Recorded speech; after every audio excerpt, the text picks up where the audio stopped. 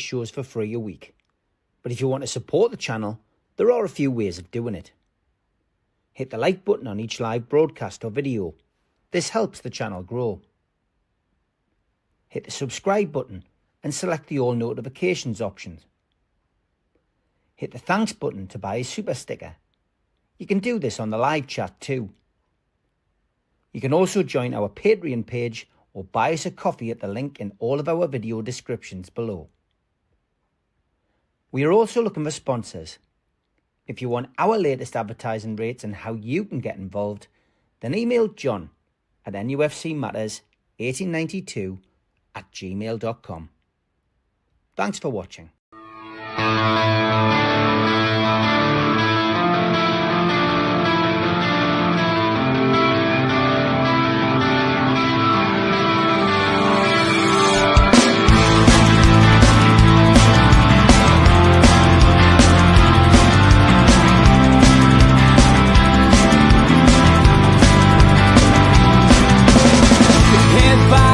Critics attack. It feels like I've been talking to myself again. But it's the only way you're ever gonna learn. You look back and it's all in the past. I'm dwelling on the thoughts I cannot say to you. If I don't say the words, then maybe it's not true. And it feels alright when they come and say to you,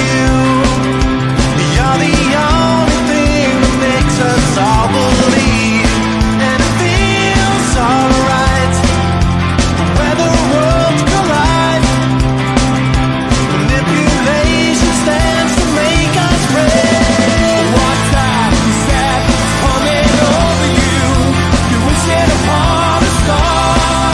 You wish it on a star. You are, you are, you are. You fight back, it's an all-out attack.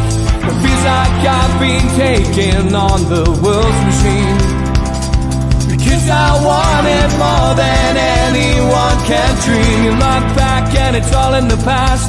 You tell me how you live by all the things you do. Well, you can be yourself, but maybe I'm not you. And it feels alright when they come and say to you, you're the only thing that makes us all. Good afternoon. Welcome to the Joe Allon Show on NUFC Matters. Good afternoon, Joseph. How are you? I'm very good, Steve. Good afternoon, mate. Looking forward to this afternoon's game. Yeah, exciting times. Just with me not being at Man City today, I thought I would do a podcast with you. I haven't been able to get together for a while on here, and plenty to talk about. Let's go back to the FA Cup first of all, and that was a cracking game, Joe, against Birmingham, and you know, a proper cup tie. But we got the draw that we wanted, a home draw against Brighton, who've already beaten us at St James's Park. What did you just recapping on the game from last weekend a little bit, and then looking ahead to that game against Brighton? Yeah, I mean, brilliant game for the neutrals, Steve. But as a Newcastle supporter, you know, we're watching it, and bloody hell, it was end-to-end stuff on it. It was back in the days, you'd call it the robust, you know, blood and thunder game, and it certainly was that. You know, it was brilliant and a great result for us as well. I thought it was a fabulous team performance with the team that was played. You know, everybody played the part that was in the starting 11, but also the lads that come off the bench, which is great, because we know at this time of the season that the squad's going to be called on, like it is today, probably in different positions that we weren't expecting.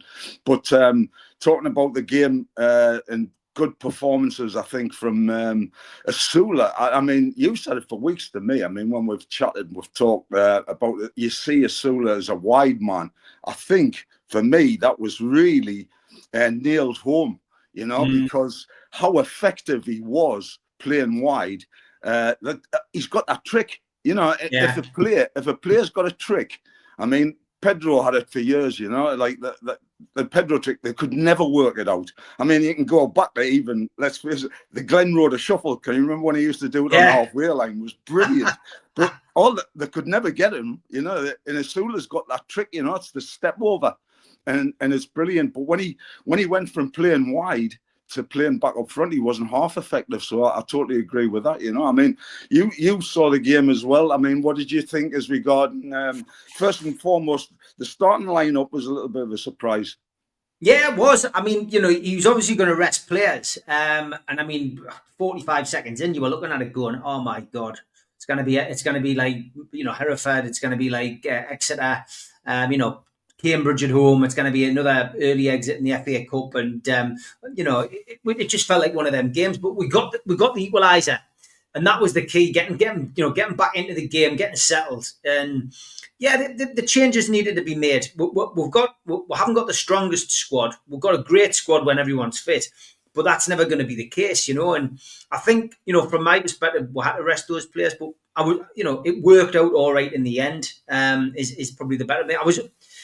The thing I liked about the first goal, Joe, was Callum Wilson. You know, he's coming back from injury. You know, he's had a bit of criticism and a bit of stick from supporters who don't know exactly what this guy's been going through. You know, he's not wanting to sit and just take a wage. He's not a parasite. He's somebody who wants to play football, but his body's getting old and it's been letting him down. But he got back into the team, Joe. And you know what? Fair play to him. First 30 seconds, just before they scored, he barged straight in the middle of two centre-halves. He set the marker down for what we were going to do that day. Ossola, you know, did the same. You know, gave them a torrid time. We did to them what they were hoping they were going to do to us and unsettle us. We got stuck into them, and we didn't do it for 10 minutes. We did it for 90 minutes, and I think that's why we came away with a win, with a 3-2 win. It was a great cup tie, and I think you made the point to me when we met this week. You know, you were saying, you know what, there's money in that team. You know, they're going to be in the championship next year. You know, that was a hard time. Newcastle got through it. So, you know, to get a home draw, second favourites to win the cup now, because obviously so many of the big guns have gone. But the draw, I think Brighton at home is a good draw. You know, they played last night, of course. They beat your old team 3-0 and beat them twice in a week now, Chelsea. But yeah, it's a tough game. But I think the atmosphere for an FA Cup game against Brighton will be a lot different, Joe, to the atmosphere that we had for the league game. You know what I mean? Yeah, definitely. I mean, the cup game against Arsenal showed what the atmosphere is all about for me, because I just thought that the crowd there was absolutely magnificent. But we might even get the Russian linesman that we had at Birmingham, you know, because that was great to see, you know, the first Russian linesman ever to come back into football. When, you know, they've got VAR for like the umpteenth time that this season. And I mean, the last couple of games that I've seen, by the way, were Harry Maguire's goal against that Man United, where he's a mile offside, and was it a goal by Willock, you know? But at the same time, you've got like the draw against Brighton, a home draw at the fifth round of the FA Cup stage is the paramount importance. It's not who you get; it's the home draw. And I mean, Brighton come back into form.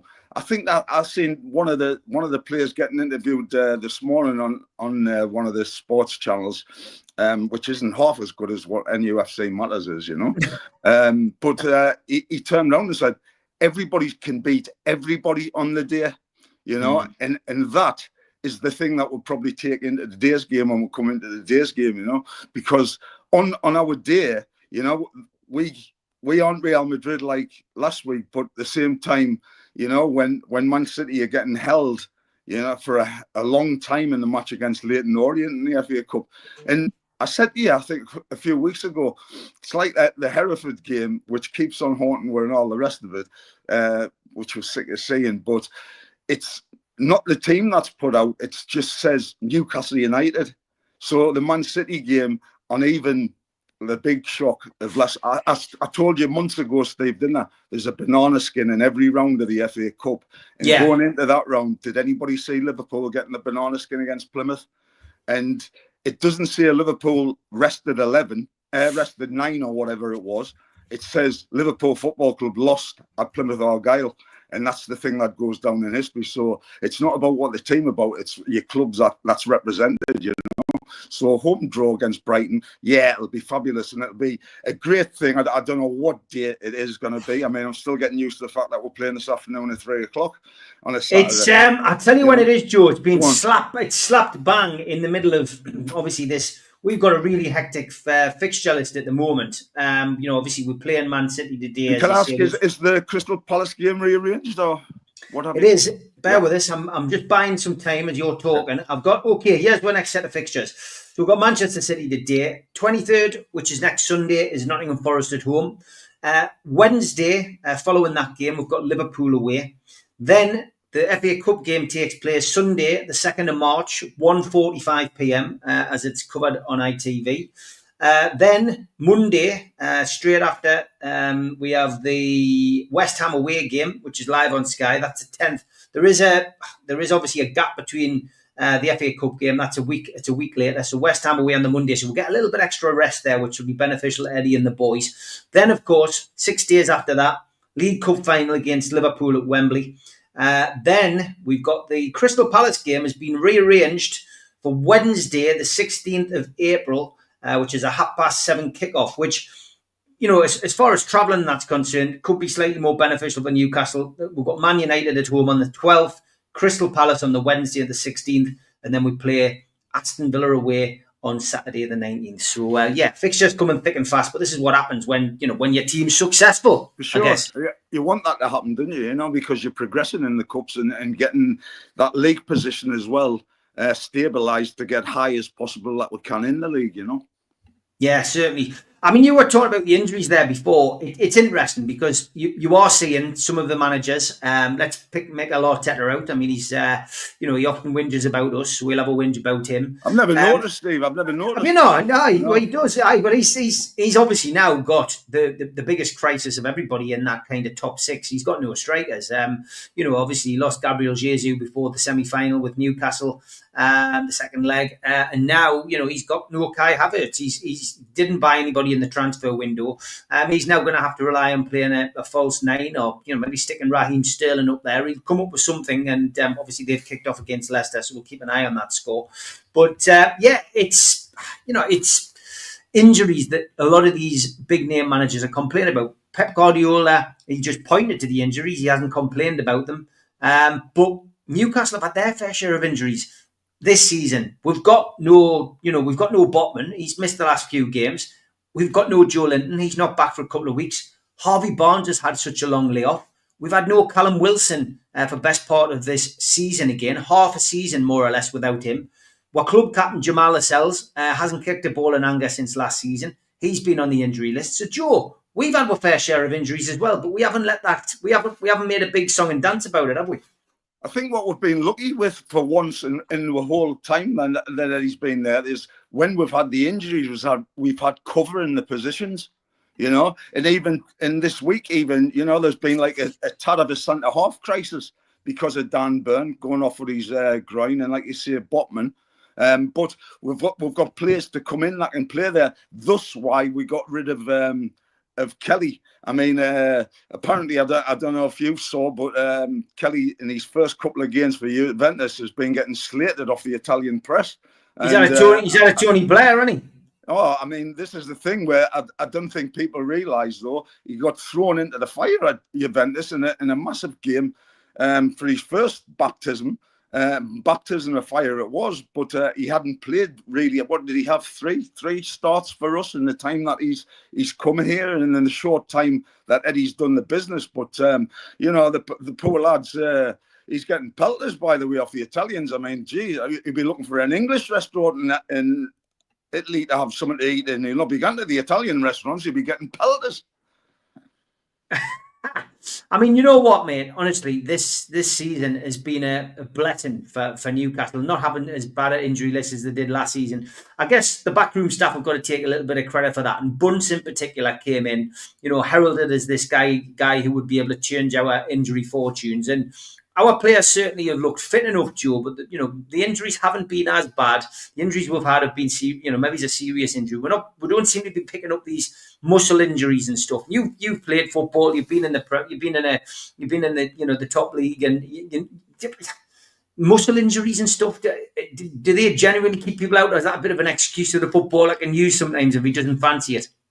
Well, there is times that happens, Steve, for sure there is. But like I said the other week, about Callum, I mean, I think I've been unfair to Callum Wilson because like I said, I've never met a footballer that wants to be injured. You know, you always want to be out there because it drives you mad when you're injured. You know, it used to drive me absolutely crazy, you know, to miss training because I used to love training as well, you know, and that's what you do. You know, you've gone in there, but some players, you know, yeah, you can be accused of not wanting to be in the shirt for the club at the time, and you've got a problem, and I think there might be an injury thrown in then if they want to leave the club or something like that. But I don't see that at Newcastle. The thing about you know, muscle injuries and whatever, I just think back to my times of playing. I'm thinking, how many players actually pulled a hamstring and how many players did a groin injury, you know? And it's still the same. And I harp on about it, but it's the same game of football of 11 against 11 with one ball, you know? And when you're training, you warm up, you do your own routine, you're in charge of your own body. You know, you've got to put your body to the, you know, you stretch your body in places where you don't know where you're stretching sometimes in training, because what we were always brought up to do is you play the way you train and you train the way you play. So when you're in training through the week, you take it into what you do on a Saturday afternoon, you know, and there is injuries like, I will say that most of the serious injuries that happen in professional football is usually in training. It's very rare, you know, the percentage is very rare that you get a really, really bad injury, you know, and then when it is an injury of somebody leaving the pitch, even back in my day, I mean, I can remember the number of head injuries that I had, you know, but you try to run them off and things like that. I mean, I got stitched one game when I played for Chelsea at half time at Tranmere, and I had 16 stitches in the back of my napper. And I went back on the pitch and I knew there was something wrong because the referee was stopping the game and I could see the lights and what have you. But I was running towards our goal with the ball and everybody's thinking, what the hell is he doing? And I had concussion. And I was thinking, well, I might get away with this. When I was running actually at my own goal with the ball, and I ended up in Alderhay Hospital for like 3 days with concussion. So head injuries, like there was a terrible injury on the telly the other day that I saw, and I haven't heard anything about it. It was the Exeter game in the FA Cup. And the lad went off, and I haven't heard anything about the injury, but he was stretchered off and it looked serious, you know. But obviously, them injuries now are of paramount importance because we've seen some terrible things. But like I say, they've happened in sporadic times where players have had, you know, I'd never heard of a player having a heart attack in a football match, you know, and we see that there's people actually had fatality in football matches now. So the paramount has to be for the safety of the players, that way injury. But like you've asked the question about muscle injuries, I always say it's down to the player to look after his body, you know, and the player knows his body better than anybody. Yes, you've got the physio that you have a good relationship with at times who will look after you, and he'll say to the manager, but I've never really seen a manager punish a player by playing him when he's been injured, you know.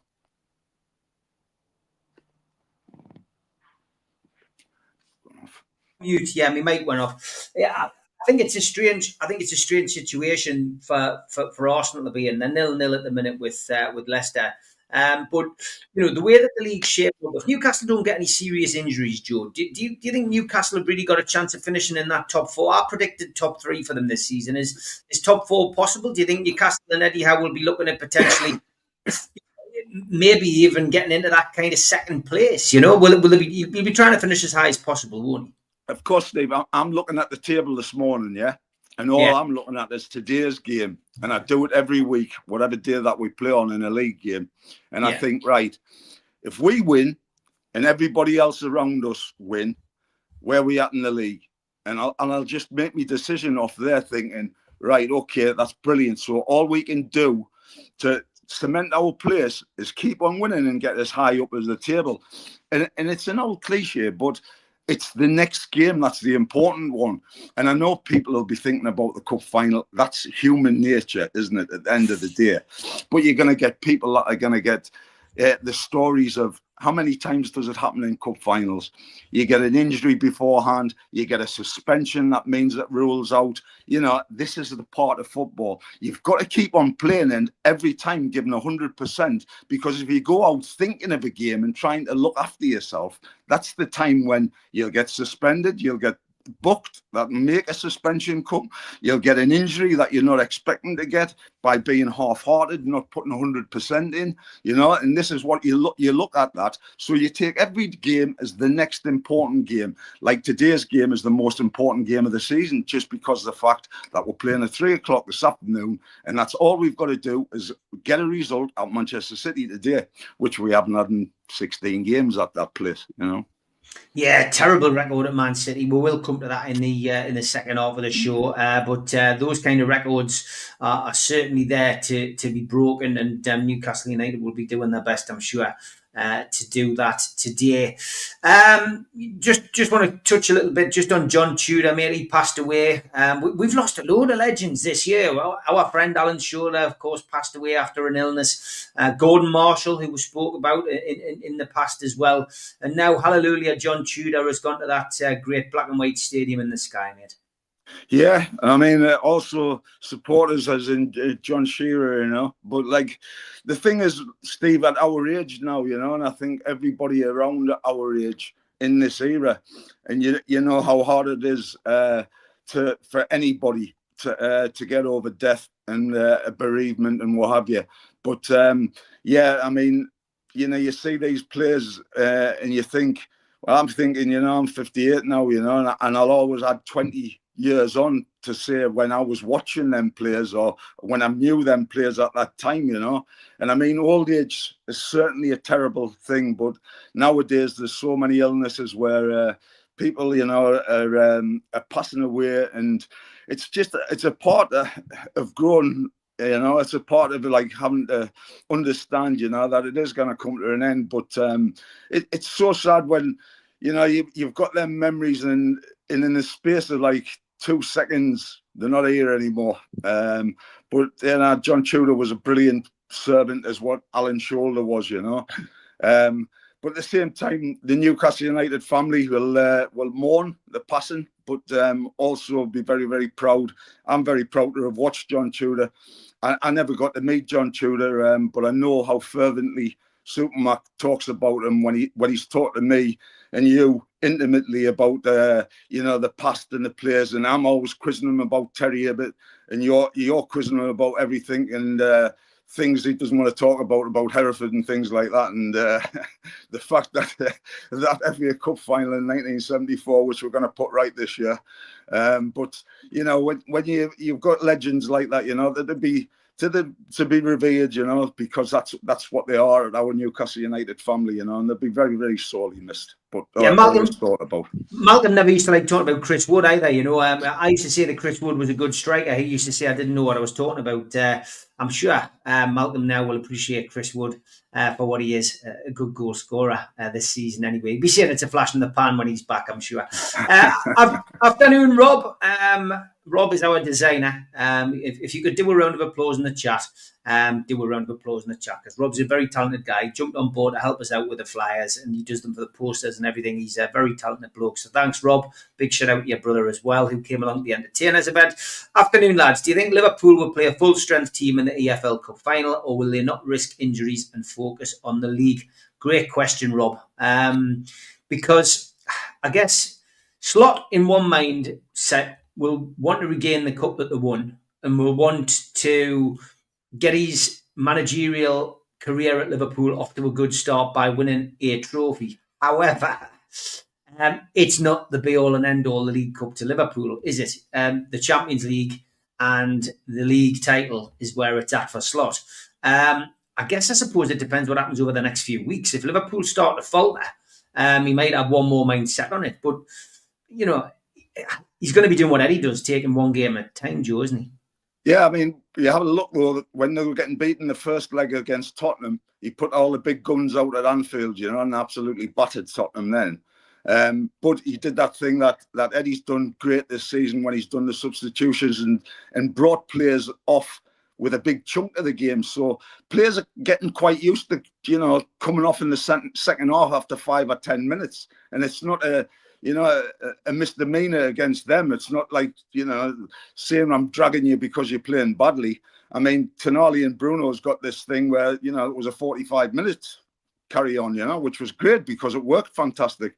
But when you look, I think the manager himself will want to win as many things as possible. And especially when Liverpool are going to Wembley, you've got to understand as well, all them fans are going to be travelling there. And he'll owe it to them to put a team out worthy of winning the cup. But at the same time, they've got to get past us.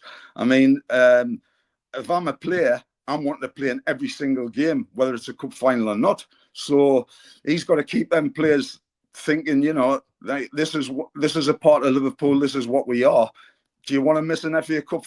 You might rest them in a league game and keep them for the cup final. I mean, I think they're home and hosed in the league now. I mean, what's your thoughts? I mean, are they that far away from me, for you? I think so. It's a difficult situation to does anybody really win the league in February? But at this moment in time, Arsenal draw 0-0 with Leicester. They are 6 points behind. The goal difference is probably 7 or 8 shorter. If Leicester pull off some kind of miracle result today, in the wake of all the protests they've had, even a draw, you've got to say it's over, because don't forget Liverpool have got a game in hand as well. So is it all over? It probably is. Your third place team at the moment is Nottingham Forest. They're 10 points behind. They're level on games. It would need a monumental fall from grace in the second half of the season for Liverpool not to win this league. It's in their hands. That's probably the best way to describe it. The other thing, what you're saying there, them 3 games means that obviously games are running out now. They're dwindling down. Yeah. And Liverpool's got to lose 3 games, and everybody else has got to win them 3 games. And 9 times out of 10, that's mathematically because teams are playing each other.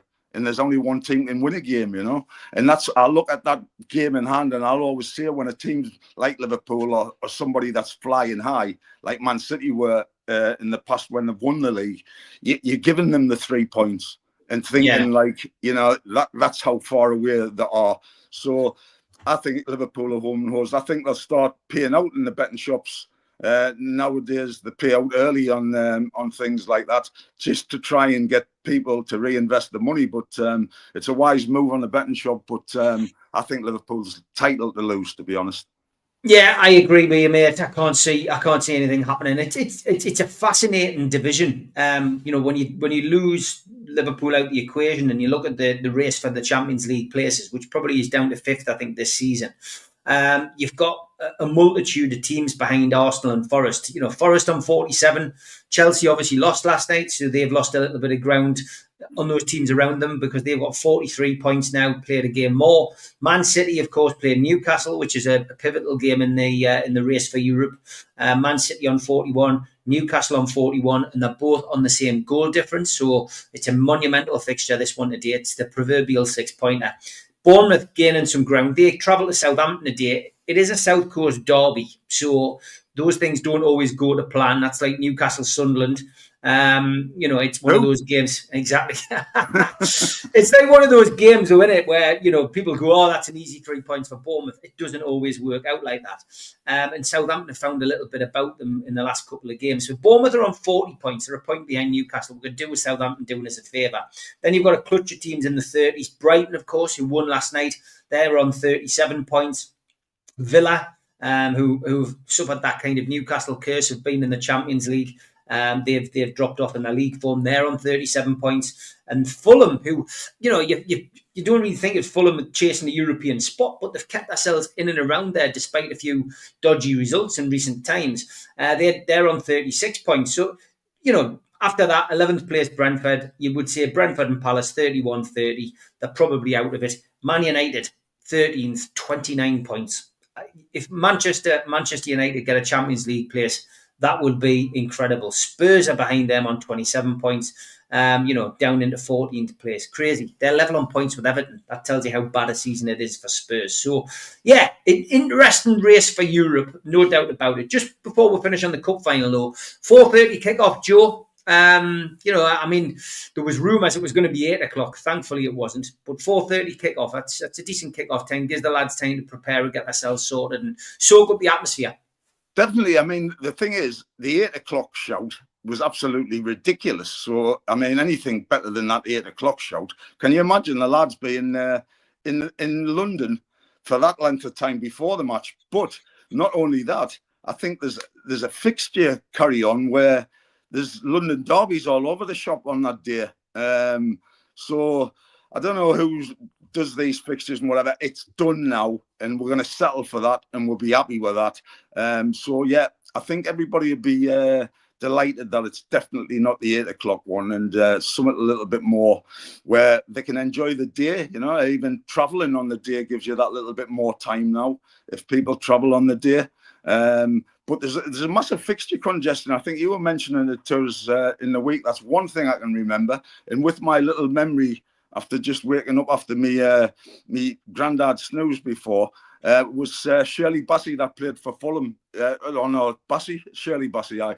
It's Bassey who got interviewed this morning, and he said, being a Fulham player, he did say anybody can beat anybody. You look at Fulham lost the other week, and you think, yes, but they go to Newcastle and then they win. And that means anybody can beat anybody. And let's face it, Brighton, who've just pulled off 2 unbelievable results against Chelsea, less than a fortnight ago, got beat 7 at Nottingham Forest. Yeah. What a crazy league we are in. We are. Anybody can beat anybody when you let your standards drop. That's definitely the situation in the Premier League. Okay, halfway through the show, we'll let Joe get a quick glass of water. We'll be back after this. A big thanks to all our sponsors, Skips and Bins. Say hello to low-cost waste disposal with pay-as-you-go and contract waste management. Find them at their website, skipsandbins.com. Contact them, www.skipsandbins.com/contact. A big thanks to Mr. Vicky's Sauces, handmade in Cumbria. You can find them at their website, mrvickies.co.uk, email info@mrvickies.co.uk, or telephone 01768 210 102. A big thanks to our fanzine sponsor, United Group Travel. 2 crew, driver and courier, local family company, 3-star plus quality hotels and no interchanges. All excursions included. Find them at their website, www.unitedgrouptravel.com. Email them at beverly.ugtl@gmail.com. Telephone 01670 632 460 or mobile 0791 666 4174. Just £30 per person deposit. There are no strangers on our tours, just friends you haven't met yet. A big thanks to Media Arts for all the help with the technical side of things. You can find them at their website, media-arts.co.uk. If you want to listen to us as a podcast, you can go to Sports Social Podcast Network. You can also find us on iTunes, Spotify, and your other podcast providers. If you want to help support the channel, hit the thumb up, which is the like button. Click share to share to your other social medias. Click join to join the channel, and click the subscribe button. We've also got links in our description for buy us a coffee and to be a Patreon member. Some events coming up: an afternoon with Sir Les Ferdinand, 6th of April, 12 till 4. Tickets available from ticketmaster.co.uk. No Covers takes place at the Cluny, Lilac Lane, Ryder, and the Chris Norris Band. Tickets from theclooney.com or by telephone in 0191 230 4474. An evening with Steve Howie and Steve Watson, hosted by Joe Allon, takes place at the Tyneside Irish Centre on the 27th of June. Tickets for that are from newcastlelegends.com. An evening with Peter Beardsley and Chris Waddle takes place at the Tyne Theatre and Opera House on the 23rd of January 2026. Box office 0844 246 1000 or website tynetheatreandoperahouse.tv. An evening with Bad Manners takes place on Friday the 30th of January 2026 and tickets available from ticketmaster.co.uk. And we have copies of The Entertainers 1992 to 1997, Kevin Keegan's Legacy, available from newcastlelegends.com. Okay, welcome back to NUFC Matters. It is the Joe Allon show this Saturday afternoon. I just thought we'd do one with me not being at the Man City game today. Okay, we are kicking off at 3 o'clock. All 3,000 tickets have been sold. And Eddie Houseside go in search of a club record equaling 5th successive Premier League away win. Although we will need to win for the first time at this ground in the Premier League in order to achieve that. This is going to be our 20th visit to Manchester City's ground. So far, we've taken 2 points from a possible 57 points. We haven't scored there for such a long time as well. The last league goal we scored at the Etihad was September 2018. DeAndre Yedlin was the goal scorer that day. So that's 510 minutes, 8.5 hours since we last scored a goal there. In all competitions, Newcastle have won 6 successive matches away from St James's Park going into this game. That's their best run of form since managing 7 in a row on the road back in 1994. Team news that we got from Eddie Howe yesterday was that Anthony Gordon and Dan Burn will return, but Sven Botman won't be risked. Looks like he will be back for Nottingham Forest next Sunday. Jamal Lascelles, Joe Linton and Harvey Barnes remain out. There's no time frame for Lascelles, but Joe Linton should be back within a month, which would be the cup final, and Harvey Barnes should be back in the next 2 weeks. If he faces Manchester City, Callum Wilson will rack up his 100th Premier League appearance for Newcastle United. How do the bookmakers see it? Well, a Newcastle win is 16-5, the draw is 16-5, a Manchester City win is 3-4 on. Man City's injury news, well, Rodri remains out. There are doubts over Nathan Ake, Jeremy Doku, Nico Gonzalez and Edison. And both Jack Grealish and Manuel Akanji picked up knocks and were forced off in their 3-2 defeat against Real Madrid on Tuesday. The referee today is Andy Madeley. It's his 3rd Premier League game involving Newcastle so far this season. He took charge of the 3-3 home draw with Liverpool and the 2-1 win at Spurs. So let's hope if Isaac's going through to get the winner in the last minute, he doesn't blow his whistle today. VAR is John Brooks. It's his 2nd VAR shift this month for a game featuring Newcastle following the Carabao Cup match. And, of course, in that game, Alexander Isak's opener was ruled out due to a marginal offside. So, big game this today against Manchester City. I explained earlier how tight it is between the two teams. Man City above Newcastle on alphabetical order only. But I never thought I'd be sitting here in February talking about being level pegging with Man City and talking about leapfrogging them if we win to get into the Champions League places, Joe. But I'm not complaining. No, we're saying that Man City have had such a terrible season, Steve, but the reality is that they're above us in the league, and they're also playing, you know, they've got a live chance in the second leg of the Champions League. So, you know, the season isn't dead and buried yet. They're still in the FA Cup, you know.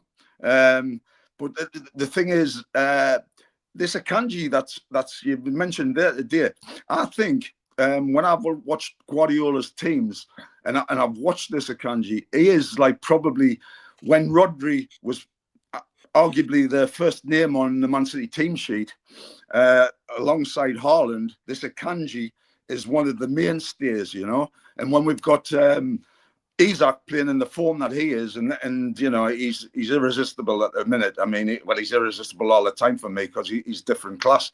But that's the way, I'll say, a big weakness in Manchester City side today. You know, because he's a mainstay. He's like the backbone of the defence. You know, and usually what happens is this Aki has been he's a good player. Aki. I've watched him since he was a kid at Bournemouth. He went to Chelsea, but he's always. It's this tag that a player doesn't want of being like, I can play in every position, the versatile player, if you like, you know. And Akanji's been suffering in his career at times because he can play fullback, he can play centre off, and he can do a job in midfield for you, you know. But my team news said that he could be possibly playing instead of Akanji, but I'd like him to be out as well because it just gives them more problems. But hey, it'd be a lovely little ghost to bury. I mean, you mention records all the time, and that appalling points total. It is appalling when you think about it. And I mean, Yedlin, I'd even forgotten Yedlin. He was an American, wasn't he? He sat next to us at one of the games at St James's Park, and I only knew who he was when he sat next to us and he started talking American to. I mean, sorry, I know it's English, you know what I mean, though, but he had an American accent, and he was like, instead of saying, "How buddy lads, man, get your fingers out," it was like, "Hey guys, you know you gotta do better than that, man." And I looked at him like that, and I thought, "Bloody hell!" And then I saw him in the lift. Believe it or not, he was on the lift on floor 3, going down and all that. And I was in the lift, and it was one of them. No, it wasn't one of them John Cleese moments in the lift. Didn't get us wrong. It wasn't one of them. It wasn't one of them awkward. And it was like looking at him, "All right, son. Hey, man, I'm all good." So that was me Yedlin story anyway. And I'm sure you told us there was a couple of Mackhams visited America, didn't they? And they bumped into Donald Trump. Aye, he did. Aye, that's right. Aye, to be honest, I mean, let's face it, you can get away with anything when you mention Donald Trump. But it was terrible because it was the anniversary of that horrible, horrible tragedy, 9/11. You know, and they turned around and they said, "We've come over here to help you guys." You know, like Donald Trump turned around and he says, and he went, "Aye, what you on about, like, Donald?" He said, "You know, I can't understand your accent." And he says, "Where are you guys from?" And he went, "Pennywell." He said, "Pennywell?" He said, "What state's that in?" He said, "About the same as this." He was mentioning, you put us on there, and then he missed the start. It was still good. It was still good. I'm sure the viewers still enjoyed it. Newcastle have reportedly filled the vacancy of under-21 assistant coach by appointing Robbie Stockdale, Joe. He was most recently on the staff at Barrow. 45 years of age, Redcar-born Stockdale adds Tyneside now to his CV following previous stints on Tyneside as a Borough player and at Wearside as a youth team coach and caretaker boss of the Mackhams on 3 occasions. He arrived to assist Diarmaid O'Carroll, who was recruited by United, of course, from St Mirren last September as the under-21 lead coach. Another appointment. Do you know much about Robbie Stockdale? Yeah, I remember him as a kid. When I was doing me commentaries for the BBC for Hartlepool all them years ago, he was at a couple of clubs on loan when he was at the Borough. I think he was midfield player. Can he play? But went out of the game as players done, and obviously his love was to stay in the game and get into that side of football, which is great, you know. And to have he's a northeast lad at the start of the day, you know, and have his experience to come in. He understands the area. And I always say to anybody that comes into Newcastle United, you know, you're always most welcome. But the most important thing, and I think Eddie does this really well, because Eddie's a Southern boy, you know, he's the first to tell you, you know, he's wet behind the lugs, you know, he has his coat on more times than you have your coat on when we're going for walks. You know, he has his coat on in the summer. So he's a Southern boy like that. But they've got to, when they come into Newcastle, they've got to understand the town, they've got to understand the city, they've got to understand the people, and first and foremost, they've got to understand the football club and what it means. So he's a northeast lad, and it's a great addition to have him at the club, you know. So good luck to Robbie, and I hope he's chanting us on when the Borough get up instead of Sunderland this year. Oh, I can't say that. I mean, I did the Northeast Football podcast this morning, Three's the Crowd with the lads. I'll let you into that. I'll let you into that. There is a big gap now, mate. There's a big gap now between Sunderland and Middlesbrough. It looks like Sunderland, Leeds, Burnley and Sheffield United are the teams that are going to, you know, battle it out now to get that automatic spot. Middlesbrough take on Watford today and essentially could be completely out of it if they get beat off Watford today, and Carrick could be out of a job. But I'll ask you, how big's the gap between the Premier League and the Championship, Joe? Because if Sunderland do come up or Borough manage to come up in the playoffs, they're going to struggle on there. Yeah, for sure. I mean, I was with Jeff Winter this week, the former referee, who's a great friend of mine. And Jeff is a Borough and, believe it or not, Rangers season ticket holder. And he watches when he's not watching Borough, he's watching Rangers. And he's said to me, as little ago as Thursday, he said, Michael Carrick's job's on the line. And I couldn't believe Jeff was saying that. He said, yeah. He says that they're talking about his coaching ability and whatever. And I always had Michael Carrick down as one of the good up-and-coming English managers. And obviously, I didn't take much notice of the Borough. I'll always have a look to see how Sunderland get on, just because that's just natural, isn't it? You know, anything to brighten up your day when them getting beat. But the thing about that, the gulf that you're on about, I mean, I've got a mate. I mean, you know him really well. He's very, very close to the pair who are knocking nearly. He's been taking bets that Leeds United will not go up. I mean, that lad wants it. I mean, he's a Yorkshireman that, you know, he's that tight, being the Yorkshireman that he is. He wouldn't spend Christmas. I mean, he looks under his bed to see if he's lost any sleep. And he's took a bet saying that Leeds United won't go up. I've had a look at the league, and I think all season there's always been the three you mentioned, Leeds, Sheffield United and Burnley, that definitely the top two will come out of them three. Because if you have a look as well, Burnley on the sidelines under Scotty Parker have had an unbelievable run of clean sheets, you know. Brilliant as regarding defensive-wise, and they find themselves creeping into that. But Sunderland have got a great deal to do to get into that the top three. So I'll see them possibly as a playoff thing. But I was really, really surprised about Michael Carrick and the fact that his job was under threat. And you've said it, so it must be in the press saying that Carrick's under threat. Surprised by it, you know.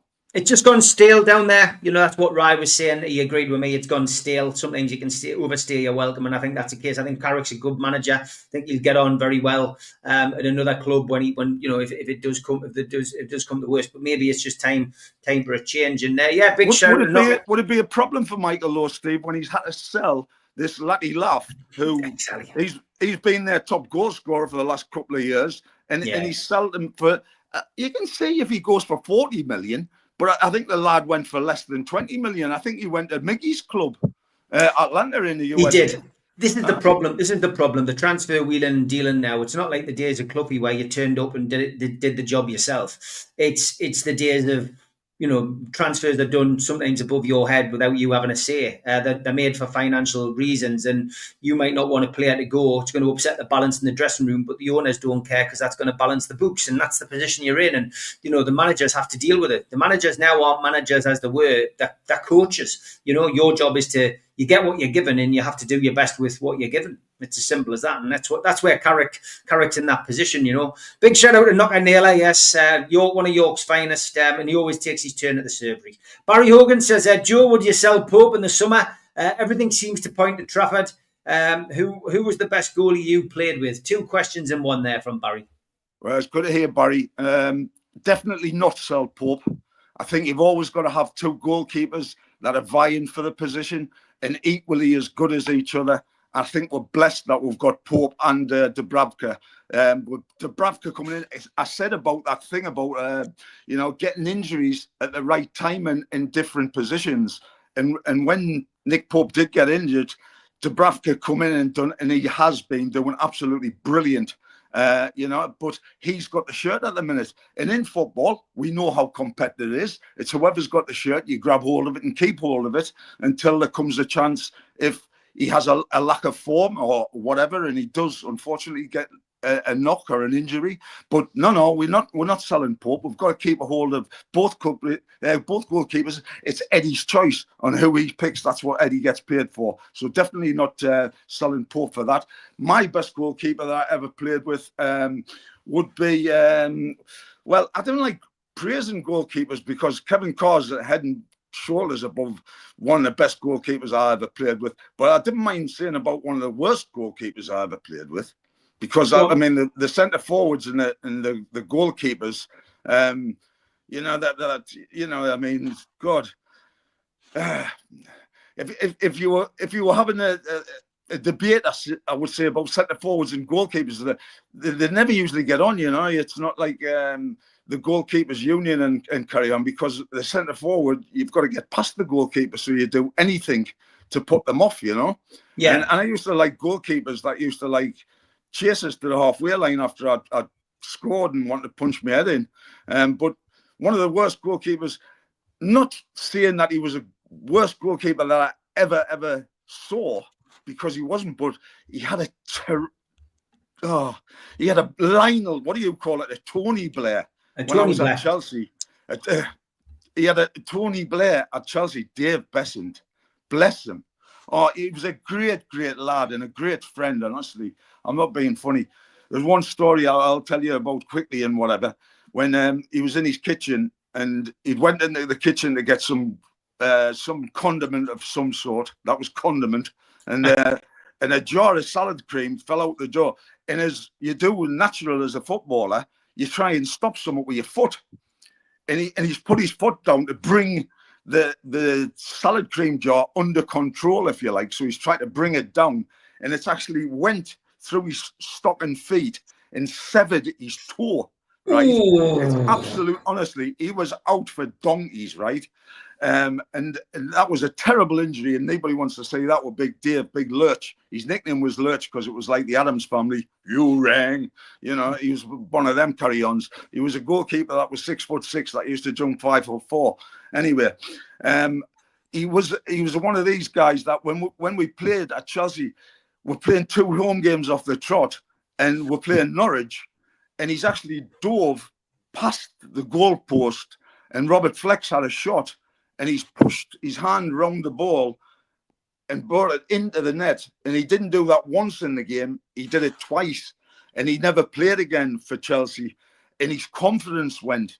And that year, I just remember, because a lot of that time in my second year that I was at Chelsea, I wasn't in the first team a lot. But I was training with Dave quite a lot. And I used to take penalties against him in practice. Like Harry Kane's nicking me stories of doing penalties after training, you know. And believe it or not, I went to Brentford that year and I played in 3 games against Dave Besant in 3 different games. And in 2 of the games, I got a penalty kick. One was against Grimsby on my debut for Brentford after 17.5 seconds of the game.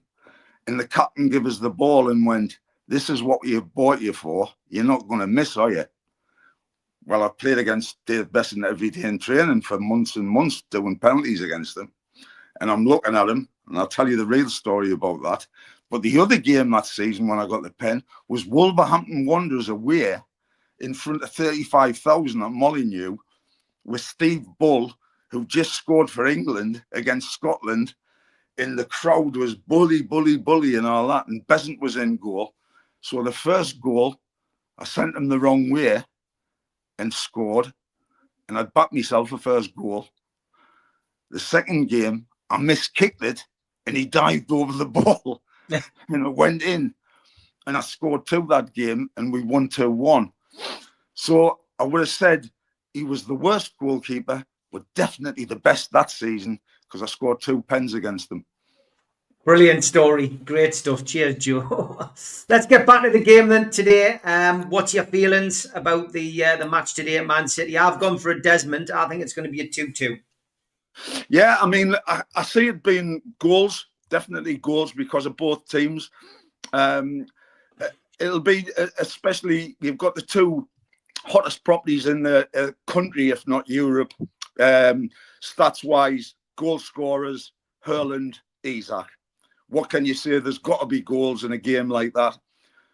I have had this run, Steve, where, you know, I'll never, ever turn around and say Newcastle will get beat, because that's just my thing. Not trying to be clever and saying, oh, I didn't think that we'll ever get beat ever again.